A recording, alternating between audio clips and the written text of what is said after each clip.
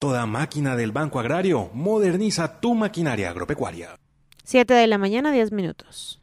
En esta Navidad, realiza compras usando tus tarjetas de crédito Clásica y Oro del Banco Agrario. Entre más compras acumules en establecimientos comerciales o por internet, mayores oportunidades tienes de obtener un abono en efectivo al saldo de tus tarjetas. Premiaremos a 4.390 clientes. Aplican términos y condiciones. Conócelos en www.bancoagrario.gov.co. Banco Agrario de Colombia, entidad bancaria. Vigilado Superfinanciera de Colombia.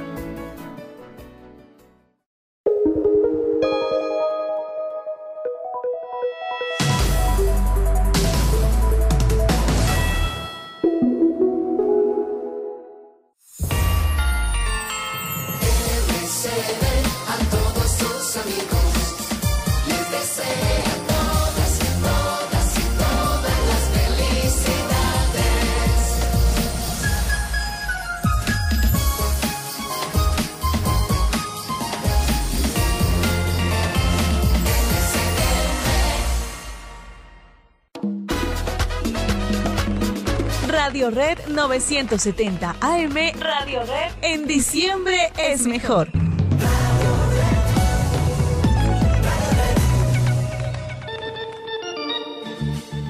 Amor a Colombia, ABC. La riqueza del folclor colombiano se hace presente todos los sábados de 12 del día a 1 de la tarde por los 970 AM de Radio Red. Amor a Colombia, ABC, con la conducción de Alberto Borda Carranza. Amor a Colombia, ABC. Amor a Colombia, ABC. Radio Red, un sistema en donde la música suena con grandes artistas que seguramente recordará por siempre. Podrá desviarse la creciente de un río, podrá no haber más nubes en el cielo. Solo pico de maíz y ojos negros brillantinos. Medellín, 710 AM, lo mejor del vallenato. Cali, 1200 AM. Grandes baladas de los 60, 70 y 80. A ti, a lo que fuiste y lo que serás. Bogotá, 970 AM, los mejores artistas de la música tropical.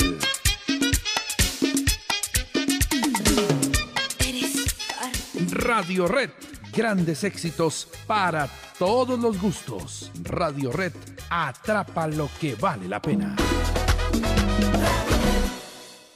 En medio de semejante mar de opiniones, noticias, sucesos deportivos, acontecimientos musicales o hechos trascendentales que pasan a diario, no se puede pescar en río revuelto. La gente quiere escuchar lo que vale la pena, las opiniones valiosas, lo que realmente interesa. Para eso hay que tener una buena red. Y por eso llegó Radio Red de RCN Radio. Con la opinión que usted quiere, con la información que vale la pena. Sintonícela en los 970 AM en Bogotá. Radio Red. Atrapa lo que vale la pena. Escuche Artistas en la Red, presentado por nuestro director Jacob Roballo. Espacio para conocer historias, personas y sueños, porque en Radio Red los sábados a las 8 de la mañana tenemos el momento para conocer al ser humano que está detrás de esa marca artística. Todos los sábados a las 8 de la mañana, Artistas en la Red.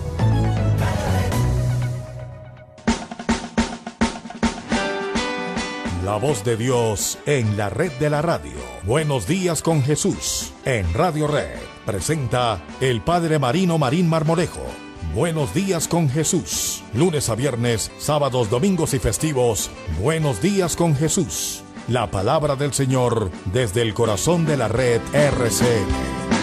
Deja que tus sueños sean olas que se van, libres como el viento en mitad del mar. La Navidad no se trata de abrir regalos, se trata de abrir nuestro corazón, apoyar y generar esperanza a los que lo necesitan.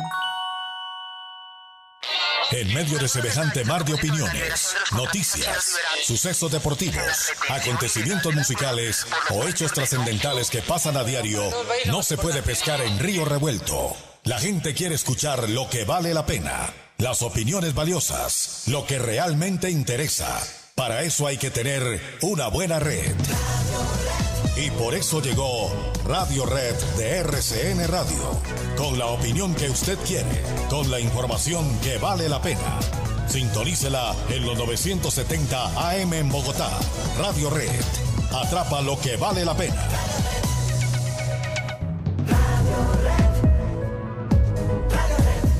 Radio Red de RCN Radio. Sintonícela en los 970 AM en Bogotá y déjese atrapar por lo bueno. Radio Red, atrapa lo que vale la pena.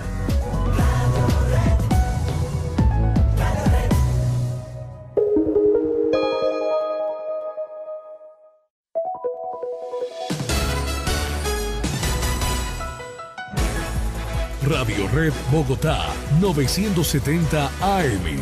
Atrapa lo que vale la pena. 24 horas de contenido en vivo.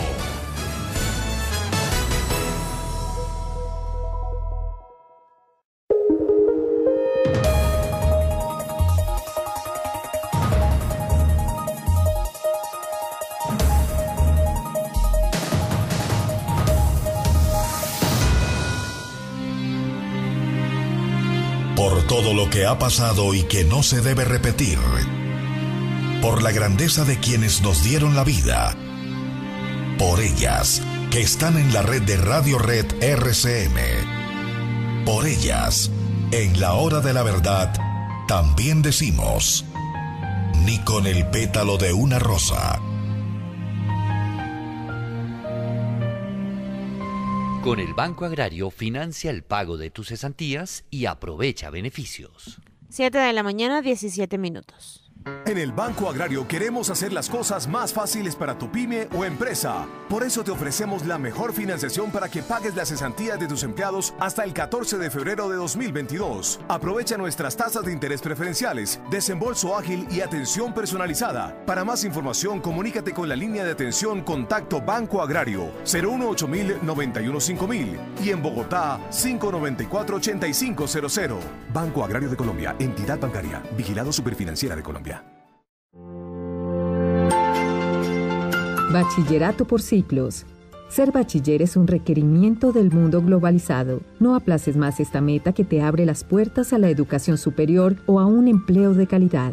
El Bachillerato Flexible por Ciclos de Colsubsidio es el programa de formación diseñado para ti, para jóvenes en extraedad, adultos, artistas y deportistas de alto rendimiento. En corto tiempo obtendrás el título de bachiller, adelantando hasta 2 grados en un año, de forma virtual o semipresencial, con horarios flexibles y permanente acompañamiento docente. Método de enseñanza con el modelo educativo Colsubsidio. Entérate cómo iniciar tus estudios escribiendo a la línea de WhatsApp 314-213-6567 o escríbenos al correo educacion.flexible@colsubsidio.edu.co. Tarifas especiales para afiliados Colsubsidio. Ciclo 1 a partir de los 14 años.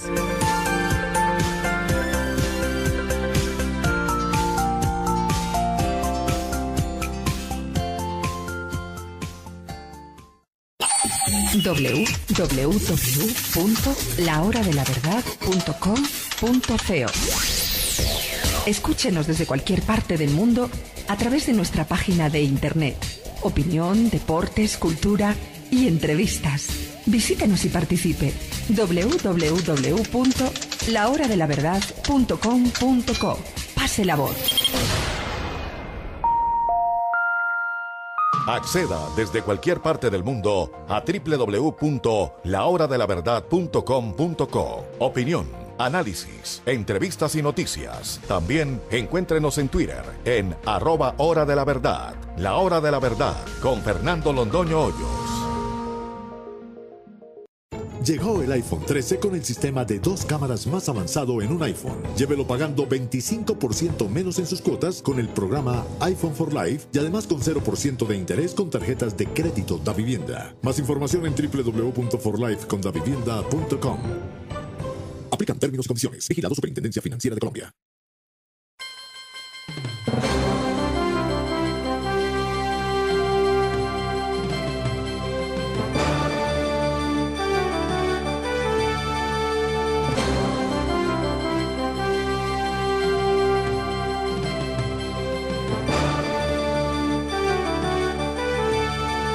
Y estamos a esta hora en contacto con Diego Laverde, ingeniero consultor en transformación digital y seguridad, a quien saludamos con los muy buenos días. Ingeniero Laverde, bienvenido a la Hora de la Verdad.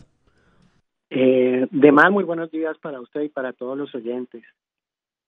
Pues muchas gracias por atendernos a esta hora de la mañana. Hay una preocupación enorme y es que nosotros hemos visto cómo Venezuela se ha armado, Venezuela lidera una coalición con Irán, con China, con Rusia.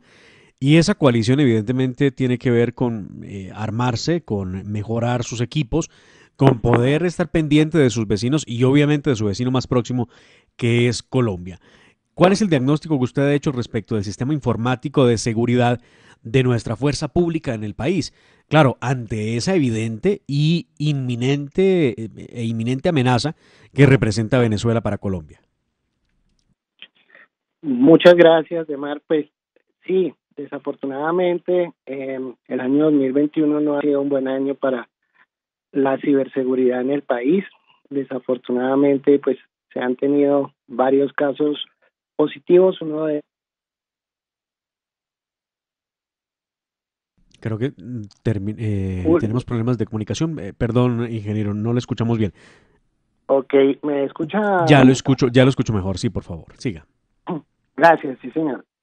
Bueno, le venía comentando que en el 2021 quizás el peor de los eventos del que se ha tenido registro fue en julio, cuando se evidenció el hackeo de la red integrada de comunicaciones del Comando General de las Fuerzas Militares por parte de la inteligencia venezolana. Pues, realmente es un tema que preocupa demasiado. Obviamente, por cuestiones estratégicas, imagino que el gobierno colombiano y el Ministerio de Defensa pues se reservan gran parte del impacto que ha tenido, pero la verdad es que reputacionalmente pues afecta mucho la imagen de las fuerzas militares. Y digamos que como diagnóstico, a partir de toda la información pública que se tiene, pues es un gran reto el que tiene el gobierno, el Estado colombiano y en general todos los ciudadanos en reforzar eso. Y al final es un tema de dinero, porque sabemos que Venezuela puede que no haya para comida, pero en el año 2020 puede que haya gastado alrededor de 15.000 millones de dólares en armamento, entre ellos para medidas electrónicas y de guerra y en temas de ciberseguridad, en comparación con Colombia, que pues gasta aproximadamente un 40% menos de dinero en este tema armamentista.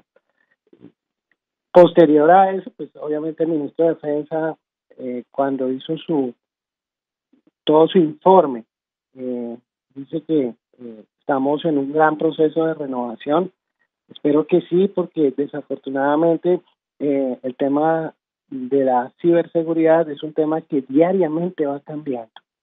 Diariamente surgen nuevos ataques, diariamente hay nuevas formas de ingresar y pues realmente está en peligro, digamos, toda la infraestructura crítica del país. Eso genera, digamos, bastante nerviosismo, porque pues lo más importante que tienen todas las fuerzas militares y todos los estados a nivel de presencia digital y electrónica, pues es la reputación. Y eso es algo que hay que volver a retomar y volver a tener en las fuerzas militares. Pero puntualmente, ¿qué es lo que se ha percibido respecto de las faltas o de las fallas que hay en nuestros sistemas de ciberseguridad en Colombia? ¿Tiene usted algún dato que pueda aportarnos respecto de dónde está el problema? ¿El problema es por adquisición de nuevas tecnologías? ¿El problema es por sistemas que son vulnerables? ¿Dónde está la falla que hay en nuestro sistema colombiano? Bueno, básicamente la primera parte es que las fuerzas militares se enfrentan a un cambio tecnológico importante, ¿no? Dejaron de trabajar un tema netamente local para volverse estratégicos a nivel regional. Y eso implica que el riesgo suba muchísimo. Por otro lado, tenemos, digamos, dentro de las fuerzas militares unas adquisiciones de equipos de telecomunicaciones que no corresponden a estándares militares.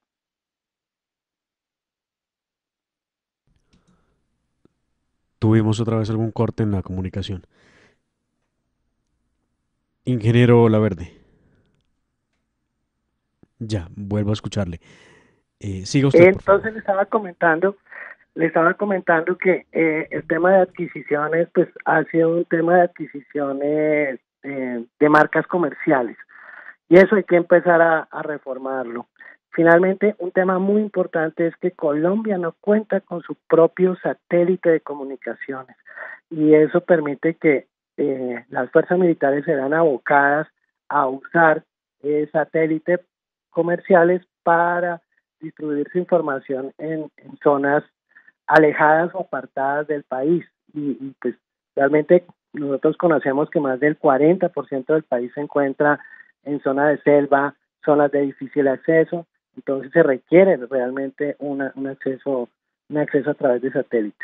Contrario a nuestros vecinos, que Venezuela tiene 4 satélites ya propios, 2 de ellos militares, Perú tiene su propio satélite, Ecuador tiene satélite, Bolivia tiene satélite, entonces pues son situaciones que impactan directamente. Y tercero, pues ya viene una parte muy importante y es la formación del personal de ciberseguridad. Y es que el país debe empezar a masificar el concepto de soldados cibernéticos, de patrulleros cibernéticos, de tener un grueso de personas que se dediquen a lo que es la ciberdefensa de la nación. No necesitamos ni 100 ni 200, se necesitan miles de personas. Estructura es un cambio completo de paradigma al cual tenemos que llevar a cabo, de pasar el tema de la estrategia física a la estrategia virtual. Pues una alarma que hay que prender desde ya, y esto para quien asuma la presidencia de la República de Colombia, sin lugar a dudas, ingeniero Laverde, tiene que ser prioridad, porque no puede hacer que nosotros tengamos sistemas de defensa, sistemas de inteligencia que puedan ser permeados por el enemigo, y me refiero evidentemente al régimen de Maduro, que seguramente estará complacido de poder saber qué se está haciendo al interior de las Fuerzas Armadas y militares de Colombia, para defendernos de amenazas reales como son el narcoterrorismo, que se lo pasa entre Colombia y Venezuela, y usted sabe la presencia amplia que existe de las FARC en Venezuela, la presencia amplia que existe del ELN en el vecino país, y pues eso no se puede permitir, porque si hubiera unos sistemas mucho más robustos, seguramente se sabría exactamente cuáles son los movimientos de estos sujetos, y parte de esa carencia, se puede decir, de lo que nos está ocurriendo es que, por ejemplo, poco se pudo confirmar por parte del Ejecutivo en Colombia qué fue lo que pasó con Santrich, o qué pasó realmente con Romaña, o qué pasó con alias El Paisa. Increíble, el Estado no tiene idea de qué ocurrió con ellos, aun cuando sabemos que los países pueden hacer inteligencia respecto de los terroristas o respecto de los criminales que son los más buscados en el mapa, pues obviamente en América Latina y en Colombia. Pues, ingeniero Diego Laverde, muchísimas gracias por estas declaraciones, por esta entrevista. Le deseamos un feliz día. Muchas gracias, don Omar, y pues esperemos que la situación mejore, que hagamos eco de esto y que pues nos aliemos, que usemos nuestros aliados y mejoremos la inteligencia por el bien del país. Muchas gracias. Así tiene que ser. Muchísimas gracias. Diego Laverde, ingeniero consultor en información digital y seguridad, estaba con nosotros en La Hora de la Verdad. En el Fondo Nacional del Ahorro sabemos que los colombianos invierten en sus proyectos con ganas, que trabajan pensando en su futuro y que ese empuje es lo que los hace grandes, porque para un colombiano motivado ningún sueño es imposible. En el FNA somos expertos en convertir tus cesantías en sueños cumplidos. Afíliate o trasládalas y da el primer paso para tener tu vivienda propia. Además, ayudarás a que miles de colombianos alcancen ese mismo sueño. Nos mueve lo que sueñas. Vigilado Superintendencia Financiera. La Hora de la Verdad, con Santiago José Castro. Un saludo para todos en la mesa y para los oyentes de La Hora de la Verdad. Estar con un sistema político clientelista que garantiza fortuna para unos pocos y pequeñas mejoras y favores que gestiona la clase política a cambio, por supuesto, de suficientes votos para mantenerse en el poder, es lo que nos tiene hoy al borde del abismo. Las cosas como son. La sociedad se cansó, se indignó y ahora quiere un cambio radical, cualesquiera sean las consecuencias. Los pobres, que hoy son casi la mitad de la población, sencillamente expresan que peor no pueden estar, así que vale la pena correr el riesgo de apostar por el socialismo. Por lo menos que nos vaya mal a todos, dicen. Por lo menos que esos que tanto tienen tengan menos, así la pobreza se mantenga o incluso aumente, dicen. Todo no puede ser crecimiento económico, dicen. Con solo parar la corrupción seremos un país rico, dicen. Populismo que va calando por la falta de autocrítica de una clase política que supo organizarse para ganar elecciones una y otra vez, favorecer los intereses de unos pocos que han sabido hacer uso del Estado para proteger sus intereses, evitar la competencia y frenar toda innovación. La política colombiana no ha respondido a quienes generan riqueza, sino a quienes la extraen. Ha evitado liberar la economía en serio y busca, por el contrario, evitar que se consolide un sector privado competitivo, libre, pequeño y mediano, disruptivo, que amenace permanentemente al statu quo. Entre el oligopolio y el monopolio socialista son más las coincidencias que las distancias. En Colombia, los empresarios, aquellos cuya fortuna depende de la protección y prebendas del Estado, son el modelo a seguir, mientras que los verdaderos empresarios, los que se ciñen a la norma, por absurda que sea en esta legalandia cada vez más ridícula, son enemigo público. 312.000 pesos de un IVA cobrado y no pagado por una quiebra tienen a un empresario en la cárcel. Billones que se robaron en un entramado delincuencial sin precedentes tenían a Emilio Tapia de fiesta en fiesta, de club en club. Miles de muertos, de secuestros, de violaciones de niños y niñas tienen a los otrora comandantes de las FARC en el Congreso. Los grandes evasores gozan de impunidad, mientras que personas naturales con modestos ingresos sufren embargos por pagar a cuotas sus impuestos y no informar a la DIAN. Es tan ridículo lo que pasa en Colombia que el Estado se apropia de los ahorros de los ciudadanos meses después de levantarles un embargo por demoras en la comunicación.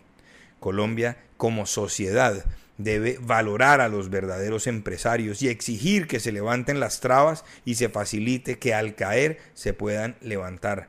Debe exigir de sus políticos responsabilidad y austeridad, mientras sigamos aplaudiendo al político que se comporta como un capo de cartel y al tramposo que hace fortuna en los malabares de la contratación pública, da lo mismo quien gane la presidencia. Urge retomar un acuerdo sobre lo fundamental para salvar a Colombia. Amanecerá y veremos. Conforme pasan los años, nuestras prioridades van cambiando. Mamá, ¿dónde están los juguetes? Me voy corriendo a mi casa a abrazar a mi mamá. Ando camellar y no tengo nada. A excepción de una. Que seamos felices. Radio Red les desea feliz Navidad y próspero año nuevo.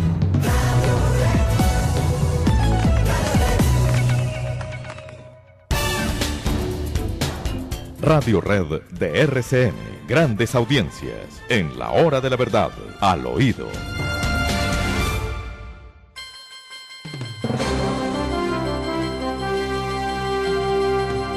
Bueno, y es momento de hablar con ustedes al oído. Y es que, Yair, hay muchos temas que tenemos que abordar. Entre otros, le propongo uno para empezar, y es que ayer uno de los hijos de el expresidente Juan Manuel Santos lo publicó en una fotografía donde luce una camiseta que dice siempre fashion, nunca facho. Facho, evidentemente, pretendiendo hablar pretendiendo dar de entender que él nunca comulga con las ideas fascistas o del facho, precisamente. Pues muy bien, yo quiero traerle un fragmento de un libro que he leído con mucho detenimiento, y es precisamente uno que es de Emilio Gentile. Se llama ¿Quién es fascista? Es una excelente obra donde se pregunta y hay un análisis sobre si vuelve el fascismo, si son fascistas Trump, Erdogan, Orbán, Bolsonaro, Salvini, y si realmente es posible hablar de fascismo hoy, en el siglo XXI, después de más de 100 años de fundación del fascismo en Italia, 7 décadas después de la caída de Hitler y de Mussolini, y de cómo las redes sociales y los medios de comunicación alertan sobre el ascenso del peligro fascista, pero nadie entiende quién es fascista. Por eso tan interesante poder leer a Emilio Gentile, un gran escritor, politólogo, un gran analista de la realidad respecto del fascismo. El doctor Emilio Gentile es profesor emérito de la Universidad de Roma, La Sapienza, y miembro de la Academia Nacional de Licencia. Es uno de los principales historiadores del fascismo italiano en todo el mundo, y pues ha estudiado la política al dedillo. Pues muy bien, leyendo a Emilio Gentile, Yair, encuentra uno que por lo menos durante 1924 a 1934, un decenio, los comunistas acusaron a los antifascistas, socialistas, republicanos, liberales, democráticos y conservadores de ser fascistas. Oiga usted muy bien eso. Pero además, también reseña Emilio Gentile que el adjetivo fascista no deriva del sustantivo fascismo, sino que lo ha precedido, originado en el sustantivo fascio. En el lenguaje político italiano, el término fascio se usaba frecuentemente en el siglo XIX, oigan ustedes muy bien esto, como sinónimo de la asociación de la izquierda republicana y popular. Estaban los fascios obreros de la Italia del Norte y los fascios de los trabajadores sicilianos a finales del siglo XIX, y parece que con referencia a estos últimos y a su agitación en 1893 se usó por primera vez el adjetivo fascista. Creo que queda clarísimo de dónde nace el término precisamente fascio y fascista. Vean ustedes también, durante todo el periodo de 1919 y 1920, el movimiento fascista estuvo formado por una agrupación política que se consideró transitoria por el propio Mussolini, que luego de la expulsión, que tras la expulsión del Partido Socialista, quedó prácticamente aislado políticamente en la escena nacional, desde finales de 1914 hasta finales de 1920. En ese periodo le gustaba proclamarse hereje y alegórico a toda organización, disciplina y dogmática del partido. Pero bien, el fascismo nace entonces precisamente de esa pelea entre el socialismo y el comunismo, y precisamente de ahí salen los fascios, que son organizaciones de izquierda. Entonces aquí Petro, compañía y demás hacen carrera diciendo que fascistas son los que están en la derecha. Pues uno no entiende cómo puedan decir eso. Muy interesante, porque además es que tanto el fascismo como el nacionalsocialismo y el comunismo tienen una misma raíz ideológica, vienen de una misma madre, que es la filosofía de Hegel, y es como este direccionismo por parte de un Estado omnipotente, omnisapiente, omnipresente, que debe dirigirlo todo, que de alguna manera aniquila y ocupa los espacios que ocupaba tradicionalmente la sociedad. Pero no solo eso, sino que es curioso que hoy en día por ejemplo, a los conservadores, yo soy conservador, o a los uribistas acá en Colombia, se les identifique como de extrema derecha o como fascistas, cuando recordemos que el primero en advertir la amenaza fascista en Colombia fue precisamente un conservador, fue Laureano Gómez, o por ejemplo, que Sir Winston Churchill, primer ministro británico conservador, fue el que luchó a muerte con el nacionalsocialismo de Hitler para derrotarlo. Entonces es ridículo que ahora digan que los fascistas somos los conservadores, somos los uribistas, y es aún más ridículo en el caso de los uribistas, porque digamos que en términos ideológicos Uribe no es propiamente lo que se diría un conservador, ni siquiera se catalogaría como alguien de derecha o de extrema derecha, porque Uribe es en términos ideológicos un socioliberal. Uribe es liberal, claro. Claro, es socioliberal, cree en las instituciones, cree en la seguridad, cree en el orden, por supuesto, y si lo analizamos simplemente desde ese término, digamos, de la seguridad democrática, uno podría decir, hombre, la ideología de este tipo se enmarca en la derecha, pero no es tanto así cuando se miran sus políticas sociales, sus políticas económicas. Por ejemplo, él fortaleció el programa de Familias en Acción, y estas son políticas que se enmarcan más, digamos, en la centroizquierda. Claro, en el Estado asistencialista. Exactamente, entonces lo que yo diría es un poco como que es una deshonestidad intelectual por parte de la izquierda, pero es que además es una estrategia de catalogarnos a nosotros como fascistas, porque esto obviamente tiene una carga semántica negativa, peyorativa, nos llaman peyorativamente a los conservadores y a las personas de derecha o de centro derecha como fascistas, cuando en realidad no lo somos. No hay nadie más antifascista que un conservador.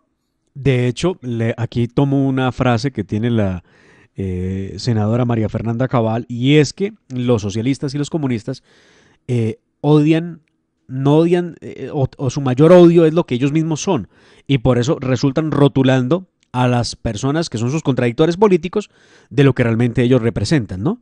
Entonces es un poco de trasladarle su propia condición al otro, negándose ser lo que realmente son. Y es que el fascismo, el comunismo y el socialismo son teorías colectivistas que, como usted bien lo decía, Yair, hace un segundo, propenden por presentar al Estado como ese gran papá que todos debemos atender, acudir y arrodillarnos ante él, evitando que haya libertades de la ciudadanía. Y eso es lo que busca el fascio, exactamente lo mismo. Y por eso, por ejemplo, cuando ustedes ven al señor de las bolsas hablar de política, propone que el Estado tiene que educar a los hijos de los ciudadanos, el Estado tiene que subvencionar, dar ayudas, darle posibilidades al ciudadano, y todo gira en torno al Estado, eliminando cualquier papel de libertad del individuo en sociedad. Ese es el fascio. Entonces, cuando nosotros vemos al señor expresidente con la camiseta que dice nunca fascio, pues a qué vaya contrariedad la suya, ¿no? Detesta lo que él mismo es, entonces, y así lo propone la sociedad. Lo peor es que aquí hace carrera, y entonces algunos, inclusive periodistas, a la ligera, sin haberse leído un solo libro en la vida, salen a decir, no, es que el fascismo en Colombia de la derecha. Por Dios, o sea, a ver, lean alguito, y por lo menos lean a este hombre que es el más enterado, Emilio Gentile, sobre el tema del fascismo, porque además lo ha estudiado.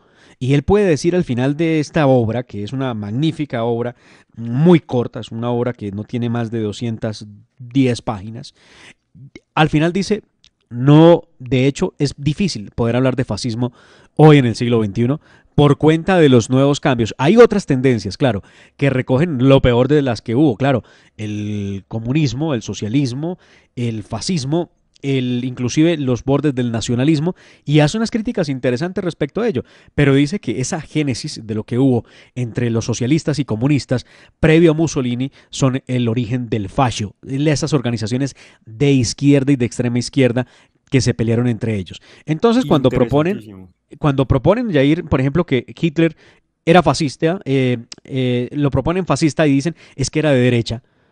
Sí, fascista, claro, pero de derecha nunca. ¿O es que olvidan cómo se llamaba el partido de Adolfo Hitler? Sí, lo que sucede es que según un profesor de la Universidad de La Sabana, ahorita no recuerdo su apellido, vi clase con él, y él lo que explicaba era que, digamos que a diferencia la diferencia del nacionalsocialismo y del fascismo con el comunismo o con el socialismo, que como usted bien lo dice, son colectivistas, radica sobre todo en su espiritualidad y en el sentido de nación. Digamos que para el nacionalsocialismo y para el fascismo es muy importante la espiritualidad de la nación, la fe, la religión, como esos valores comunes.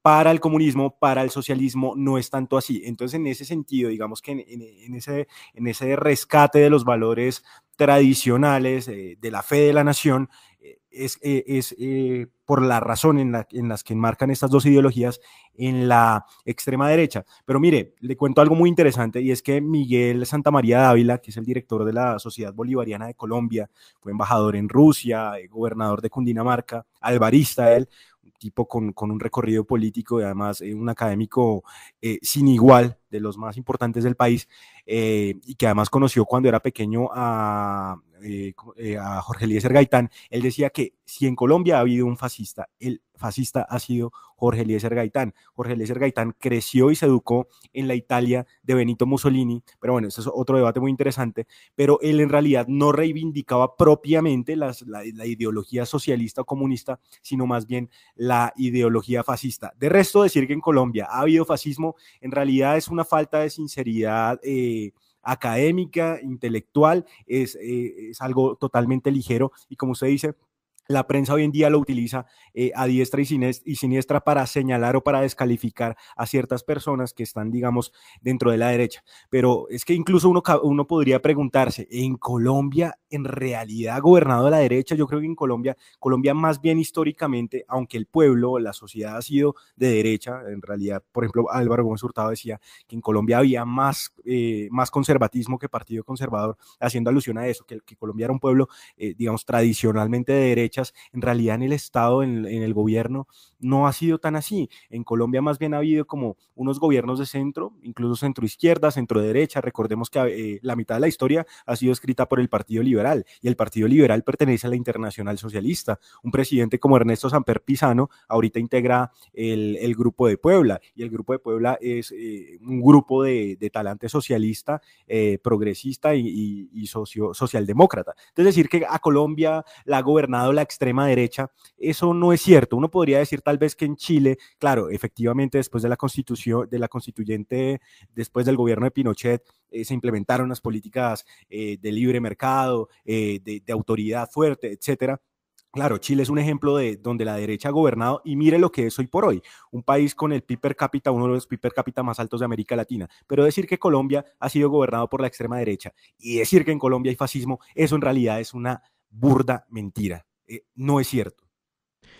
Pues interesante explicación la que hemos podido darle a nuestra audiencia sobre lo que es el fascio, a propósito de este nuevo intento propagandístico de el expresidente Santos, que resuelve desligarse de lo que él es. Seguramente siempre fashion, nunca facho. Vaya usted, vea las contrariedades de la vida. Ahora le propongo que le demos una mirada a un hecho que no puede pasar desapercibido. Mire, Yair, en esta carrera larga del periodismo y del derecho, hemos tenido la oportunidad de estudiar, por ejemplo, cómo en Alemania, como en Perú, como en España, estos países decidieron negar la posibilidad de la apología al terrorismo, así tal cual. Y esa apología al terrorismo pasa porque no se puede permitir que en ningún país que haya soportado, sobrevivido, que hubiera padecido el terrorismo de un grupo criminal o de un criminal, en el caso de Hitler haber matado a cuántos millones de judíos, el caso de Sendero Luminoso en el Perú, el caso de la banda terrorista ETA en España, pues se impide que los ciudadanos puedan hacer expresiones de alegoría o de exaltación o de homenaje a los terroristas. Natural, ¿verdad? ¿A quién se le ocurre que se pueda hacer una exaltación de un terrorista? A nadie. Pero bien, en Colombia sí pasa. Porque en Colombia cuando salen a hacer protesta o cuando salen a manifestarse, sacan las banderas de grupos terroristas y lo hacen. Y nada pasa. En el Perú sí pasa. En España sí pasa y en Alemania sí pasa. Al punto que hacer el saludo nazi pues tiene unas consecuencias. En Colombia no. En Colombia se usa la camiseta de Pablo Escobar, se usa la camiseta de jefes de la guerrilla de las FARC. Es más, se hace propaganda abiertamente en redes sociales y no pasa nada. Pues muy bien, hablando de eso, no nos puede sorprender, pero existe la famosa Escuela de Formación de Jóvenes Alfonso Cano, que lanza el grupo de comunes, antes llamados FARC.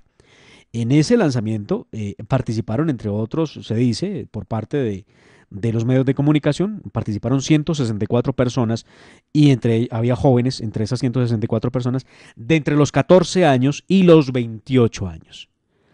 Que porque están hablando de cómo llegar a la paz, de cómo promover la implementación que les sirve mucho a los que dijeron haber dejado las armas. Y se reunieron con los de primera línea también para hablar de la paz. ¿Hasta cuándo el Estado colombiano permitirá que se siga utilizando el nombre de terroristas, de criminales, para poder formar disque escuelas del pensamiento? Además también me dice un oyente nuestro muy, muy bien enterado que no, que también existe otra escuela que se llama Escuela Manuel Marulanda Vélez. Entonces, ¿por qué en Colombia sí? Y le pregunto, Yair, ¿usted cree que si le llamaran a una de esas escuelas, no sé, Escuela Castaño, pensarían igual o harían un gran alboroto en el país y todo el mundo estaría indignado?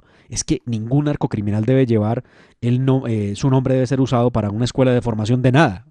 Es que a nadie se le ocurre y esas cosas solo suceden en este país y nadie puede decir absolutamente nada porque el que levante la voz es un enemigo de la paz, es un facho, es un paraco, bueno. Enseguida salen a descalificarlo, pero es que a nadie se le ocurre. Es que nada más basta analizar y repasar el prontuario criminal que tenía este señor Alfonso Cano. Mira, estoy acá leyendo un artículo muy interesante del diario El País de España, perdón, mentiras, el diario El País de Cali, donde habla del prontuario criminal de Alfonso Cano. Dice que a lo largo de su vida delictiva se emitieron más de 200 órdenes de captura en su contra, además de tener una circular roja de la Organización Internacional de Policía Criminal Interpol bajo cargos de rebelión, terrorismo, homicidio y secuestro. Y hacen una lista de las tomas que se hizo, de los secuestros que ordenó, de los asesinatos que cometió, de las fincas que se robó. Es que es innumerable. Si me pongo a mencionar todo su prontuario delictivo, se nos va el tiempo del oído y no podemos terminar de denunciarlo, pero en realidad es sumamente preocupante que este tipo de cosas sucedan en el país, pero ¿cómo se lucha contra esto? En realidad uno ya no sabe, porque hay como una censura mediática a todo aquel que hable en contra de las FARC, porque quedaron bautizados como los buenos, los perseguidos por el Estado, los héroes de la historia colombiana. Realmente es muy triste. Y bueno, no se sabe uno si esto vaya a tener solución. Si los tenemos en el Senado de la República y en la Cámara de Representantes, pues ¿qué podemos esperar de más? Pues muy grave, y lo peor es que pontificando de política y de moral en los más altos cargos del Estado. Pues lo invito a que demos por finalizado nuestro Al Oído y vamos con un invitado muy especial para esta casa, el representante de la Cámara, Cristian Garcés, por el Partido Centro Democrático en el Valle del Cauca. Y entre tanto les hablábamos a ustedes al oído.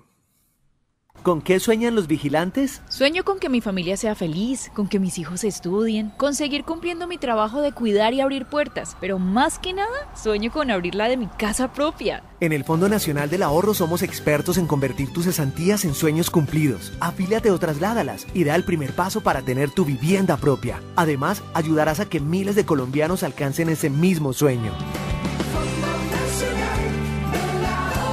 Nos mueve lo que sueña. Vigilado Superintendencia Financiera.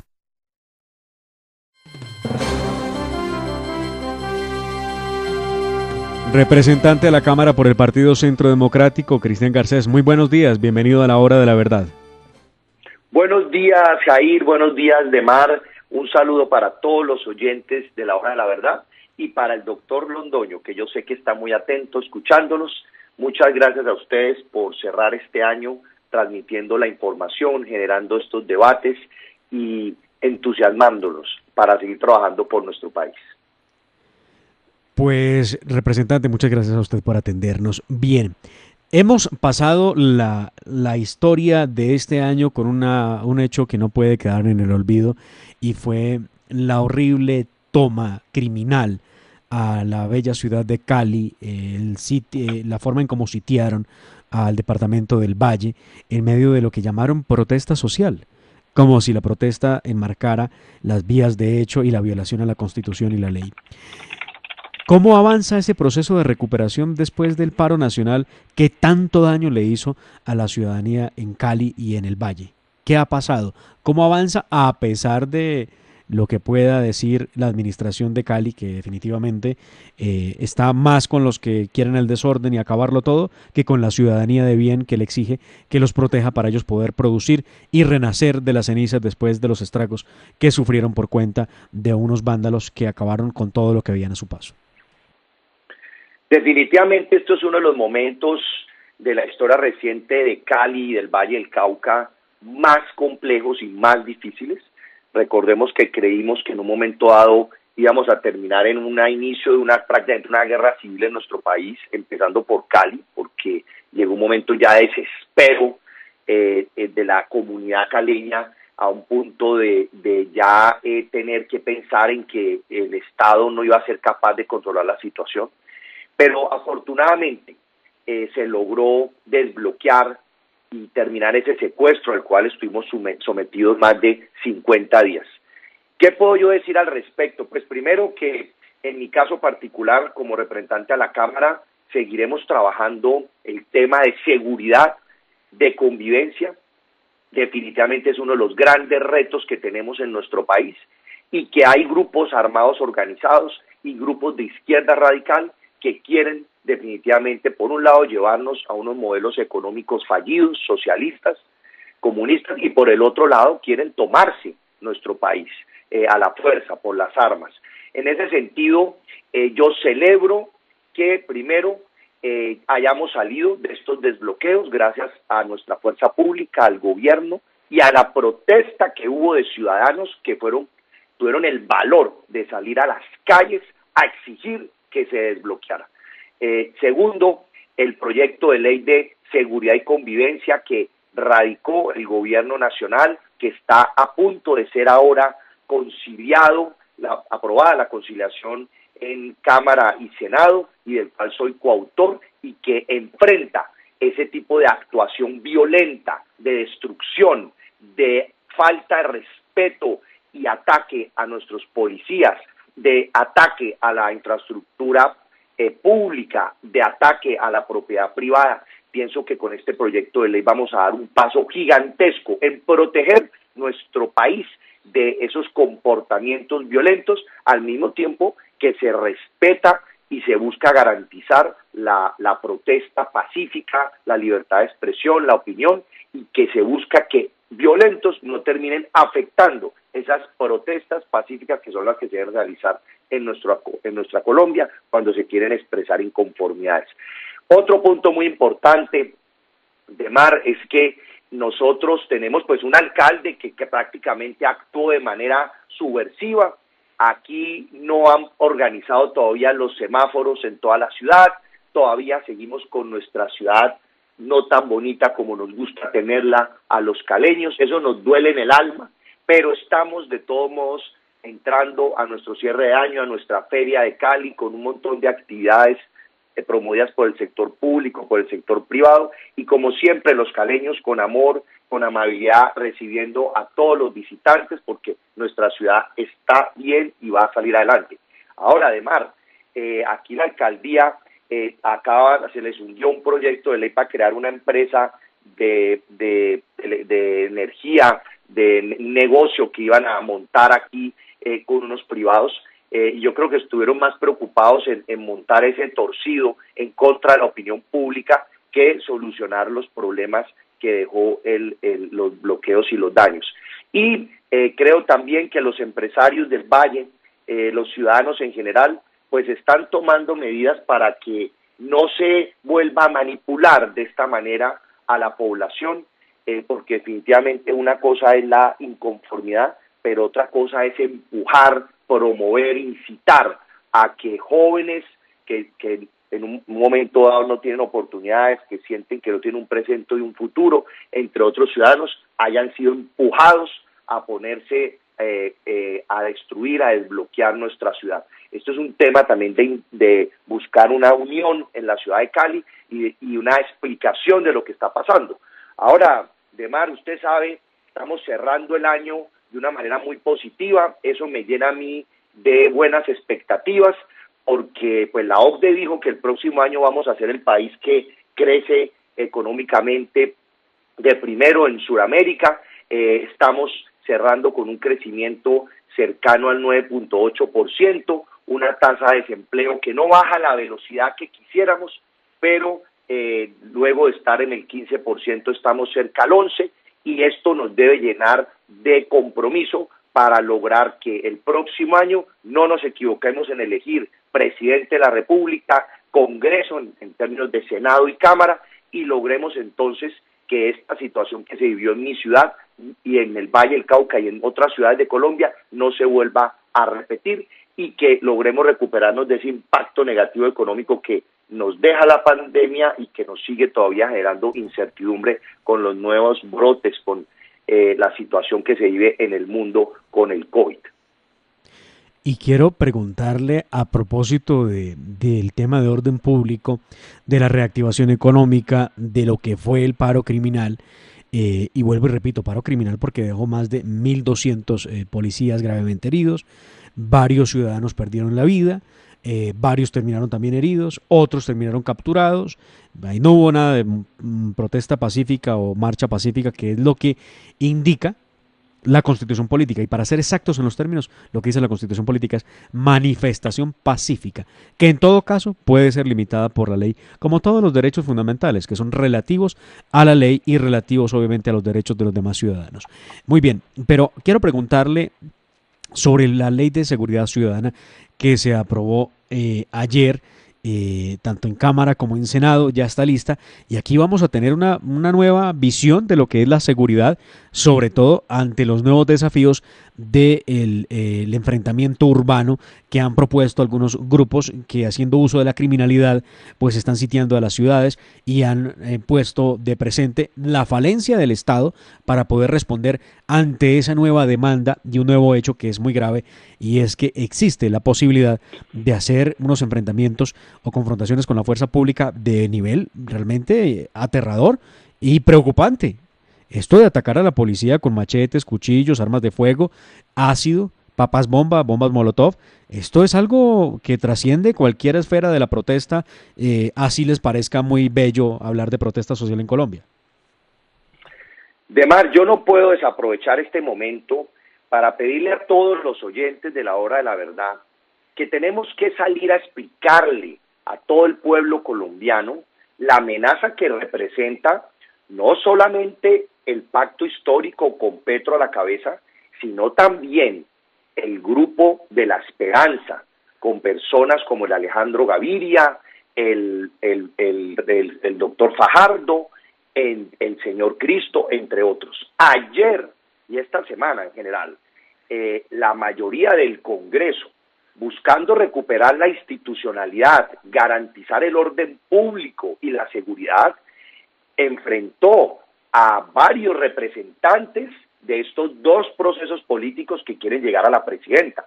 Y hablo de personas como la representante Pizarro o la representante Gobertus, fajardista, que entiendo que ahora está con el señor Alejandro Gaviria, que presentaron ponencia negativa del proyecto de ley de seguridad y convivencia presentado por el gobierno y del cual buena parte de la bancada del Centro Democrático es coautora y lo estamos todos respaldando.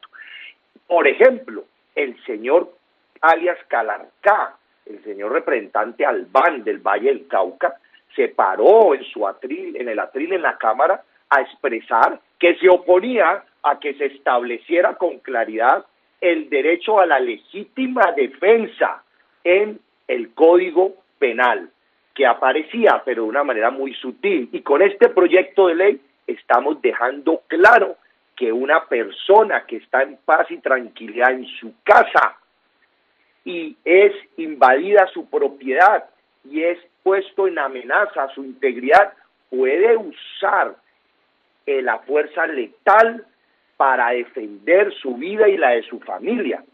Y me tocó decirle al señor Albán que cómo era posible que una persona que había hecho parte de las FARC, hoy comunes, y todos sabemos pues, que siguen allá en el monte las disidencias de la FARC, después de que se metieron a casas de familias humildes a llevarse los niños para obligarlos a ser subversivos, y que se metieron a casas también para secuestrar personas de estrato alto y llevárselas y extorsionar y poner en sufrimiento a sus familias a cambio de una recompensa, se atrevía a pararse en la Cámara a solicitar que no se incluyera la claridad de lo que significaba el derecho a la legítima defensa en nuestra legislación. Miren la gravedad de esto. Y la representante Gobertus también igual, con varias intervenciones, diciendo que este proyecto de ley atentaba contra la protesta. Y yo me pregunto, ¿cómo así que no somos capaces de diferenciar entre unos jóvenes y unos ciudadanos que por una calle caminan protestando, que se paran en una plaza pública a protestar con carteles, con megáfonos, y no vamos a ser capaces como Estado y la Fiscalía y la Justicia de diferenciar entre esas personas y las otras que se van encapuchadas a quemar buses del sistema de transporte masivo, a quemar CAIs, a golpear periodistas, a generar destrucción al comercio, a la propiedad privada de bienes públicos? ¿Cómo es posible que hay congresistas que se atreven a no ser capaces de hacer esa diferenciación en la plenaria? Es que aquí definitivamente tenemos congresistas, y muchos en ese pacto histórico y en el Grupo de la Esperanza, que se ponen de la mano es del victimario, del delincuente, del que ataca, del que destruye. Tenemos que tener mucho cuidado y nosotros tenemos que explicarle esto a la población de Mar. Perdón que me esté extendiendo, pero quiero mencionar otros puntos muy importantes. Es que en este proyecto de ley, que ya va a ser ahora en unas pocas horas, de hecho me tengo que estar conectando ya en minutos a la plenaria de la Cámara para aprobar la conciliación, este proyecto de ley aumentó las penas, creó delitos para evitar que personas violentas vuelvan a atacar a la infraestructura pública, privada, a hacer bloqueos, a atacar a policías, y no tengamos una legislación clara y por el otro lado contundente en las penas que se deben tomar. Y ayer y esta semana también estuvieron tratando de quitar unos textos que no lo lograron y van a quedar aprobados. Es por ejemplo el tema de la invasión de tierras, situación que se ha vuelto costumbre en el suroccidente de Colombia, especialmente en el Cauca, donde resulta que unas comunidades de indígenas violentos, porque no son todos los indígenas, los violentos, invaden las tierras y entonces se dice que son inimputables socioculturales y que como son indígenas, la justicia ordinaria no los puede meter a la cárcel y entonces se deben ir a su resguardo a que allá los metan en un tal centro de armonización, mientras al señor que a la finca se la destruyeron, se la quemaron, le hicieron todo tipo de cosas y trataron de invadírsela y tuvieron que venir policías a desalojarlos y fueron golpeados y todo eso, pues se quedan así. Entonces aquí quedó incluido un texto muy importante donde las personas que invaden tierras en el Cauca, por ejemplo, y son indígenas, se les va a detener, se les va a hacer un proceso pedagógico y en la segunda vez que reincidan se tendrán que ir a una cárcel ordinaria. Esto es sumamente importante, Aldemar, porque como usted decía ahora, se nos estaba volviendo nuestro país un país tolerante. Eso viene desde el proceso de La Habana, ¿no? Y las negociaciones de La Habana. Un país tolerante con el delito, tolerante con la violencia, tolerante con la destrucción. Este proyecto de ley es sumamente importante. ¿Y sabe algo que me gusta mucho, Demar? Hay un nuevo delito, obstrucción a la función pública. ¿Se acuerdan de esos congresistas acá en el Valle del Cauca que andaban detrás de las radiopatrullas de la policía, parándolas y haciendo tumulto y exigiéndole a nuestros policías que sacaran, liberaran a vándalos que habían sido capturados en fragancia generando destrucción y que los liberaron? Pues este delito ahora estos congresistas y todas las personas que hagan eso pues se van a ir a la cárcel con 3 a 5 años de prisión. Algo también sumamente importante para que esos hechos vergonzosos que vivió Colombia no se vuelvan a repetir en nuestro país. Pues eso esperamos todos, representante. Pues muchísimas gracias por este tiempo, por esa explicación respecto de lo que pasó en el debate del proyecto de ley de seguridad ciudadana, que definitivamente a nadie debería incomodar. Yo escuchaba en la plenaria del Senado a algunos congresistas decir que por qué tenían que imponer la legítima defensa de la propiedad privada, si es que podía pasar que alguien, por ejemplo, por hambre, se metiera a una finca a robarse unos mangos o unas naranjas, y que eso no podía ser objeto de amenaza contra la vida o contra la persona. Oh, es que está claro, la propiedad privada se respeta, ¿no? Y pues, a ver, nadie sabe con qué intenciones se mete alguien a la casa de otro, ¿verdad? Entonces, pues no puede ser de buen recibo que se defienda la posibilidad de que alguien pueda entrar a la propiedad privada de alguien, a la casa, a su casa, y que usted no pueda decir nada, ni pueda rechazarlo, ni pueda defenderse. Y lo digo, pues cada quien verá cómo se defiende, pero que usted no pueda hacer algo, me parece la cosa más absurda que pueda haber. Y entonces defendían eso, decían, no, es que el hambre los lleva a delinquir y por el hambre es que atracan y matan. No, creo que no. Yo creo que ese discurso de que por hambre atracan y matan en Bogotá o en Cali o en Medellín no es otra cosa que una justificación de unas conductas que son reprochables. Cuando yo veo a unos sujetos en un carro de buena gama atracando una camioneta, digo, ¿será que están muriendo de hambre? Porque si es así, vendan el carro y compren algo de comer. Pero es que de verdad aquí hay unas defensas de lo imposible, representante, y pues qué bien que voces como la suya se escuchen en el Congreso de la República. Y pregunto, ¿regresa usted a la Cámara de Representantes?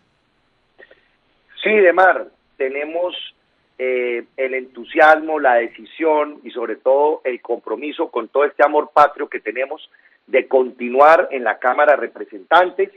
Estoy muy agradecido porque las directivas nacionales del partido han reconocido pues los resultados electorales pasados y mi trabajo estos ya 3 años largos en la Cámara. Vamos a tener el número 101 en el tarjetón. Vamos con toda la fuerza, con todos los amigos, los aliados, mis simpatizantes, a seguir liderando las banderas de la seguridad, de los ingresos y el empleo, de la lucha contra la corrupción y la gestión y el seguimiento a las grandes inversiones que se deben realizar en el Valle y en el suroccidente. Hemos trabajado para que haya además una lista a la Cámara del Valle importante. Están ahí 13 candidatos, todos muy valiosos, hombres, mujeres que quieren nuestro Valle del Cauca. Vale la pena resaltar que también está ahí mi compañero de Cámara, el representante Milton Angulo, el exdiputado Julio César García, que renunció para lanzarse a la Cámara, y que pues gracias a esa decisión inclusive de mi candidato, nuestro amigo Rafael Rodríguez, se posesionó en su reemplazo en la Asamblea. Luego nuestro grupo, nuestro movimiento tiene hoy un diputado con el cual estoy trabajando ahora en todo este proceso electoral y voy a tener más capacidad para servirle al Valle del Cauca. Y también hay otras figuras como una mujer muy especial, Antoinette Cuasquer, líder indígena, que va a representar a las comunidades indígenas en la lista de Centro Democrático, entre otros ciudadanos muy valiosos. Vamos a apoyar al Senado a Gabriel Velasco, un senador intachable, un senador con el cual hemos trabajado este periodo en la Cámara y el Senado. Él va a repetir también con el número 13 en el tarjetón, y esperamos que el Valle del Cauca mantenga estas curules, porque es muy importante que quede elegido Gabriel Velasco. Por eso estoy invitando a todos mis amigos y simpatizantes a que lo apoyemos a esta fórmula que ha sido ganadora, y espero también que se mantengan las curules de John Harold Suárez, que también es del Valle, y también María Fernanda Cabal, que aunque vive en Bogotá, se preocupa mucho por el suroccidente. De esa manera, desde el Valle del Cauca, Centro Democrático, unido, comprometido y trabajando muy fuerte por todo nuestro país para que los próximos 4 años sean unos años muy positivos. Debemos unir la centroderecha en nuestro país. Tenemos a nuestro candidato a la presidencia, Oscar Iván Zuluaga. Tenemos que ver cómo nos articulamos con los otros candidatos que compartan nuestras ideologías para que en esa segunda vuelta gane la centroderecha en nuestro país. Pues, representante Cristian Garcés, muchísimas gracias, un feliz día, una feliz Navidad y un muy buen nuevo año. A todos ustedes, muchas gracias, Demar, Jair, y a todos los oyentes de Oye la Verdad, les deseo una feliz Navidad y que sigamos trabajando juntos durante el 2022 por este país que tanto queremos. Muchas gracias a todos.